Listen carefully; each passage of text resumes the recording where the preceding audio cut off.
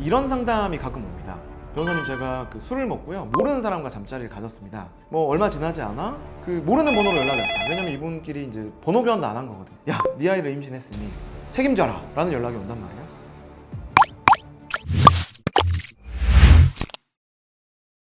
만약에 원나잇투 여성분이 임신을 하고 아이를 낳겠다고 하는데 어떻게 대처해야 될까요?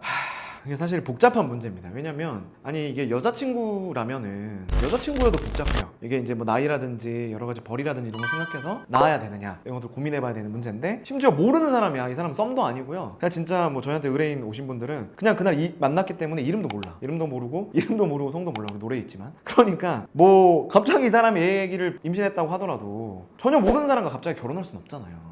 근데 모른 채 할 수는 없어요. 왜냐하면 그 법률상 인지 청구라는 게 있습니다. 인지 청구가 뭐냐? 임신한 아이가 너의 아이다. 너의 아이니까 네가 책임져라라는 어떤 법률적인 제도가 있거든요. 그러면 인지 청구를 하면은 판사님이 어떻게 하냐면 이 남자를 데려와서 강제적으로 유전자 검사를 해요. 강제적으로 유전자 검사를 하게 되는데, 이게 이제 거부할 수 있는 게 아니에요. 막 도망 다니시는 분들이 있거든요. 도망 다니면 판사님이 유전자 검사하라고 과태료를 때려요. 과태료 때리는 것도 거부하면 구인까지 할 수 있어요. 웃기잖아요. 구인해가지고 유전자 검사를 막 한다니까, 우리 영화처럼. 그러면 검사를 해가지고 유전자가 이 아이와 똑같으면 하룻밤을 보낸 사이임에도 불구하고 갑자기 내 아이가 돼버리는 거죠. 갑자기 졸지. 그리고 이제 평생 20년 동안 아이가 클 동안 월에 최소 뭐 50에서 뭐 150, 200까지 이제 양육비를 지급해야 되는 상황이 생길 수 있어요. 그냥 무작정 모른 체 한다고 능사는 아닙니다. 근데 그렇다고 아기를 덜컥 낳을 수도 없잖아요. 어떻게 해야 좋을까요? 누구나 가장 먼저 떠오르는 게 뭐겠어요?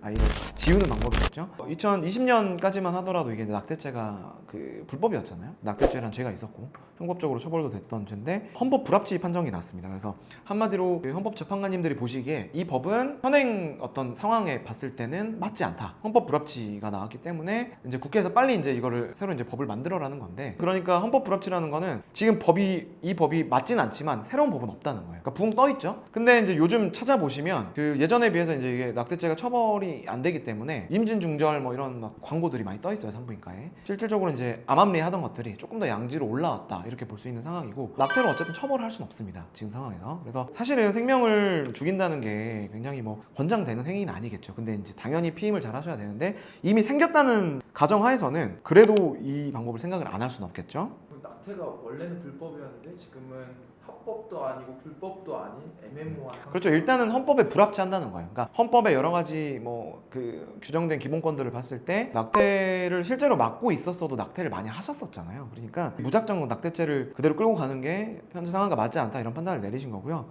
그렇지만 이제 사실 낙태라는 거는 굉장히 좀 여성분 몸에도 좋지 않고 아직까지도 사회적인 어떤 논의가 좀 필요한 부분이니까, 이게 아까 말씀드렸지만 너무 모르는 사이잖아요. 너무 모르는 사이에서 아이를 낳고 기른다는 게 이 아이한테도 불행일 수 있거든요. 그런 것들도 다 고려가 돼서 이제 낙태죄가 폐지가 된 거니까, 뭐 연인간이라고 한다 그러면 당연히 낳는 게 맞겠죠. 허락을 받으시고. 근데 정말 생판 모르는 사람이란 말이야. 정말 생판 모르는 사람인데 그 아무리 생명이 소중하다고 해서 낳아서 기른다고 한들 이 아이가 행복할 가능성이 별로 없기 때문에, 제가 반대로 여성분일 때도 이런 상담이 들어온 경우가 있는데, 제가 여성분 쪽 이야기를 들어봐도 이 남자가 어떤 사람인지 모르잖아요. 이 남자가 굉장히 별로인 사람일 수도 있고 범죄자일 수도 있고 재산이 하나도 없을 수도 있는데, 무작정 그날 하루 어떤 책임질 일이 생겼다고 해서 내가 아이를 낳는 것도 이 여성분한테도 불행일 수 있거든요. 함부로 또 낳으라고 권유를 드릴 수는 없다. 그래서 양쪽 다 축복받지 못한 어떤 그 출산, 임신은 지양되는 게 맞다라는 생각입니다. 이게 남성과 여성의 입장이 확실히 다를 수밖에 없을 것 같은데 보통 이제 남성들은 낙태를 좀 강요하는 게 없지 않아 있잖아요.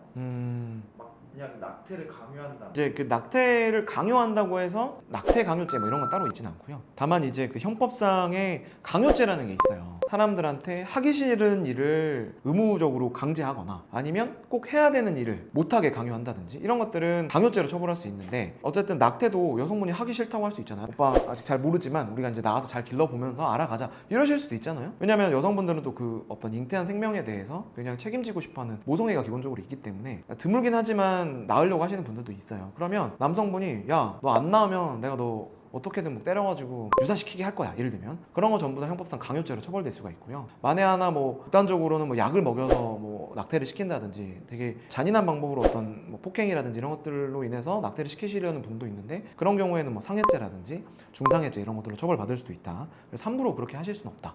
이런 경우도 있을 것 같아요. 사귀고 결혼할 때니까 일단 낙태를 하자. 이런 방법을 택하시는 분들이 은근 많아요. 아까 말했다시피 이제 뭐 폭행 협박해가지고 야 빨리 해 뭐 수술해 이렇게 하시는 분들은 드물겠죠. 너무 그렇게 한다고 여성분들이 말 듣지도 않고. 그러니까 적절한 회유책을 쓰시는 분들이 있습니다. 예를 들면 알겠어 그럼 오늘부터 우리가 교제하는 걸로 하고 우리가 차츰 이제 어떤 내가 너를 책임질 테니까 부모님들한테 인사도 드리고 하자. 근데 아직 우리가 준비가 안 됐으니 일단 이 아이는 중절을 하고 다시 우리가 교제를 인정받은 다음에 찬찬히 애를 만들자 이렇게 설득하시는 분들이 있습니다. 그러면 사실 여자분 입장에서 좀 그럴듯할 수 있거든요. 근데 그렇게 하고 나서 아이를 이제 지웠더니 나중에 아 무슨 소리야 뭐 나는 너랑 마음에 안 드니까 헤어질게 이렇게 하시는 분들이 있어요. 왜냐면 어떤 회유나 가스라이팅에 의해서 이제 아이를 지우라고 이제 어떻게 보면 가스라이팅 한 거잖아요. 이제 그런 경우에는 형사적으로 처벌하기 좀 애매해요. 왜냐면 강요죄에 해당한 폭행이나 협박은 없었기 때문에 그렇게 적용하기 좀 어려울 것 같지만 만약에 이제 그 과정에서 어떤 여성분이 많이 상처도 있겠죠. 그런 부분을 뭐 민사적인 불법행위 청구는 해볼 수도 있겠다라는 생각이 듭니다.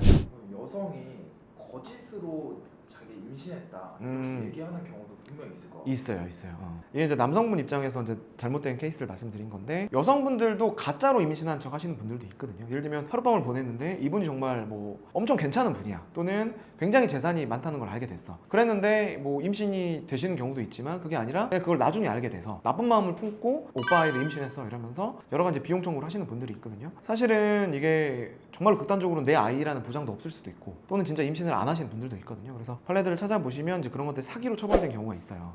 실제로 많은 돈을 뜯어내시는 분들도 있고 그런 것들은 이제 경우에 따라서는 징역형까지도 가능하실 수도 있고요. 금액에 따라서는 뭐 특경법이 적용될 가능성도 있으니까 남성분들도 무작정 내 아이를 임신했다고 하시더라도 그거를 무작정 믿으실 수는 없다. 잘 좀 검토를 해보셔야 된다. 날짜도 좀 맞춰보셔야 되고. 그러면 남자나 여자나 이걸 방지할 수 있는 방법이 뭐가 있죠? 이게 이제 뭐 사실 연인 간에 뭐 성관계를 하다가 임신을 하시는 거야 그럴 수도 있죠. 이번에 뭐 뉴스도 나온 뭐 그런 사건들도 있다시피 그럴 수 있지만 이게 이제 모르는 사람들끼리 이런 책임 없는 임신이 되는 거는 결국 술 문제거든요. 그래서 술을 마시고 너무 만취한 상태에서 성관계는 좀 지양해라. 특히나 모르는 사람들끼리 이제 그러시면 안 된다. 그리고 만약에 이런 일들이 생겼다 남자든 여자든 그러면 혼자 해결하시려고 하지 마시고 일단은 좀 변호사와 상담을 통해서 어떻게 해결하시는 게 현명한지 그리고 상대방과의 어떤 중재도 또 일어날 수 있거든요. 그래서 중재를 통해서 좀 원만하게 해결할 수 있으니까 여성분이든 남성분이든 그냥 두 분이서 해결하시려고 하지 마라. 보통은 또 이런 사건들이 일어나시는 분들이 어린 분들이 많거든요. 그러면 책임질 수 없는 행동을 함부로 하시면 안 되고 꼭 이제 부모님도 좋지만